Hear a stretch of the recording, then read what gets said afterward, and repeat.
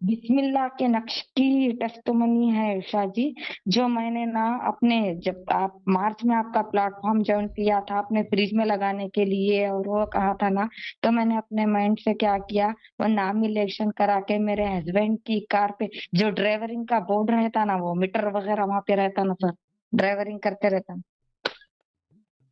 Dashboard. Steering steering dashboard steering dashboard पे, sorry. गाड़ी के जी, डैशबोर्ड जी, पे, हाँ बोलिए। हाँ, डैशबोर्ड हाँ। पे, हाँ डैशबोर्ड पे। हाँ, हाँ, डैशबोर्ड। तो उसपे ना हाँ। मैंने ना गाड़ी सेफ रहे और उसकी बरकत से कुछ भी अच्छा हो बोल के ना मैंने लगाया था। लगाया तो इतना शदीद एक्सीडेंट हो गया।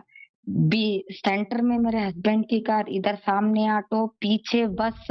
यहाँ गए तो ब्रेक वहां पे लगा, तो भी मेरे हस्बैंड को पॉइंट बराबर भी जान को नुकसान नहीं हुआ। और उसमें 4 लोग थे, उनकी भी जान बच गई। शुक्र।